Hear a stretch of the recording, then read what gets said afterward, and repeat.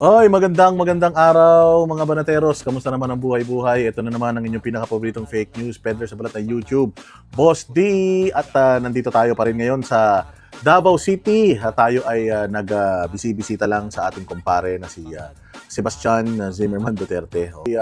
Pabalik na rin ng Maynila at magfo-focus na ulit kasi after ng December, January, sabi ko, since this is yung birthday month ko, mag-relax lang tayo ng konti. But tuloy-tuloyin na natin mga banateros yung ating tutuloy-tuloyin na natin yung ating bakbak sa mga issues na nangyayari ngayon sa bayan natin. Oo, matinding-matindi yung mga kakaharapin natin at matinding-matindi yung mga kinakaharap natin mga bossing. Kaya kailangan nating lumaban. Nakita nyo naman, nakaamba na yung impeachment, pero ang kagandahan dito sa impeachment na ito mga boss, nakita natin na marami ng mga mambabatas at mayroon na ring mga senador na nagsasalita na parang hindi na magpo-push through yan. Sinabi ko na rin yan sa inyo siguro mga few months before matapos ang 2025. It's now or never. Sinabi ko na yan sa inyo na 2026 magiging madugo. I was in Japan, I believe, nung nag-content ako tungkol dyan na magiging madugo ang January. And true enough, come February, isang taon na yung failed impeachment ng Kongreso. Actually, hindi naman nag-fail sa Kongreso yan. Nag-push rin sa Kongreso pero hinarang yan ng Supreme Court at hinarang na rin yan ng mga senador. Again hinarang ito ng mga senador noong panahon na medyo malakas pa ang oposisyon at noong mga panahon na medyo makapangyarihan pa yung mga perang ginagamit na ninakaw sa taong bayan para ipambayad sa mga vloggers, sa mga politiko para dyan sa impeachment, hindi na lumusot yan sa Senado. Isang senador na lang naman actually yung nagpo-push ngayon. Pero syempre, nandiyan pa rin naman si Risa Ontiveros at yung mga dilawang tae na wala namang mga bilang. Pero si Tito Soto na lang ang nag-iingay tungkol sa impeachment that if ever daw magkaroon ng impeachment sa Congress at mag-push through yan, aasikasuhin daw nila yan forthwith. Alam naman na natin yan. Pero meron ako nakita na na sinabi si Abante. May sinabi si Abante nitong nakaraan lang na parang hindi na daw solid ang Congress sa impeachment na yan. Why? Kasi most of them, iniisip na nila is yung 2028 elections. Although, 2026, para mag-iisang taon pa lang mula nung sila'y nanalong mga kongresista, lalo na itong mga bagong kongresista, ayaw na nilang mabahiran. Kasi alam nila na pagdating ng 2027, masyado nang malakas. Kung tatakbo si Inday Sara, masyado na siyang malakas. Hindi na siya kayang, kahit na gaano pang propaganda ang gawin nila, hindi na siya kayang pabagsakin. Kasi kung makikita mo for the past 3 years, inaano na siya, tinatrabaho na siya. Gamit ang pera ng taong bayan, gamit ang mga ninakaw, kinulimbat sa mga flood control projects, ginamit yan para pabagsakin siya. Binili ang lahat ng pwedeng bilhin, magpropaganda, mga vloggers, at mga uniformado, mga ahensya ng gobyerno, media, ginamit nila yung pera na yan para mapapagsak si Inday Sara. And look where Inday Sara is right now. I think she's at positive 40. Mga naglalaro sa ganyan, and look where Bongbong Marcos is now. Nandoon siya sa negative talaga. Negative 30 if I'm not mistaken. And kabubuhan nga nito ni Claire Castro na nakaraan na lumabas yung survey ni Bongbong Marcos.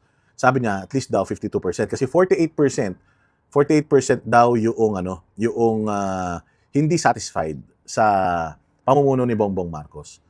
Tapos, at least daw, sabi niya, 52% yung nagtitiwala sa kanya, so majority pa rin. Bobo talaga. Hindi niya binilang yung percentage noong mga undecided. Which is, kung titingnan mo, talaga all in all, with yung percentage ng undecided, 30% lang yung naniniwala sa kanila and 70% yung wala nang tiwala sa kanila. So, majority ng mga Pilipino, wala nang tiwala sa kanila with all the money that they spent para sirain ng mga Duterte, with all the money that they spent para pabanguhin sila, mang fake news para sa mga peking achievements nila, nandoon pa din sila sa negative.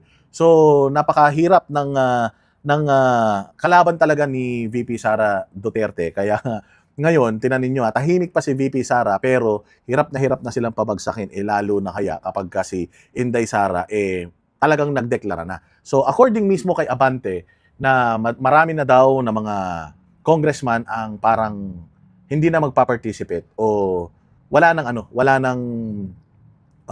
parang interest. Unang-una sa lahat, sinabi kasi din niya ni Toby Chanco na yung impeachment ni Inday Sara ay nakabase doon sa mga yung mga proyekto ng bawat congressman o yung allocables.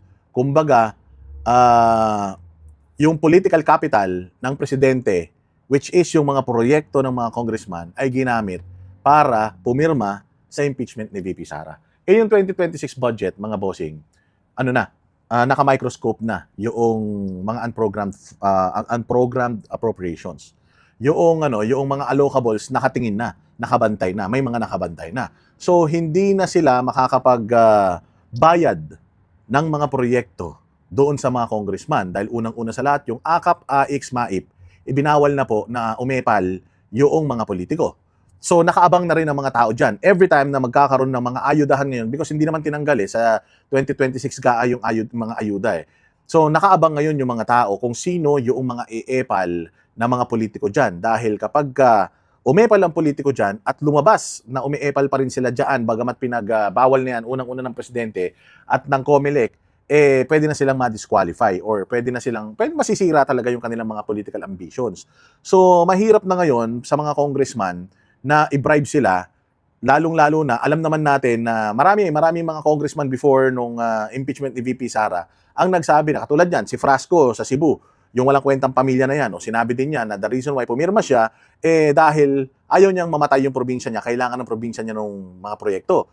And according also to Toby Chanco, yung mga proyekto talaga ng mga congressman, yun ang ginamit sa kanila na parang hinostage yung kanilang mga proyekto na kung hindi sila pipirma, wala silang budget. Pero pag pumirma sila, yung kanilang mga requests or yung kanilang mga insertions, mga proyekto, popondohan ng DPWH. Kaya ngayon mahirap na para sa mga congressman. And I believe na maraming mga congressman ngayon, nakikita nila yung trend, nakikita nila si Inday Sara na palakas ng palakas. Marami ng mga congressman ngayon ang medyo iiwas na sa gulo. Lalong-lalo na maraming mga lumang congressman ang wala na at marami na rin mga new breed of congressmen yung nandirito na katulad ni Leandro Leviste na gustong ayusin yung sistema ng corruption or yung sistema ng pagbabudget sa Pilipinas na wala ng pera na nakukuha dapat yung mga legislators. So yan ang maganda. Kami ang boses ng masa, hindi natatakot. Katotohanan lang, di kami nalulunod. Walang bahid ng sismis, lahat ay totoo. Kahit sino ka pa, pag mali ka babanatan ka. Walang pinipili kulay, wala kaming kinikilingan. Basta para sa bayan, kami lalaban. Pagdama palapakan, pag mali banatan, di matitinag, di matatakot. Para sa bayan, tuloy ang sigaw. Sa harap ng kamera, walang halong takot. Mga baluktot, lahat kayo'y tutok.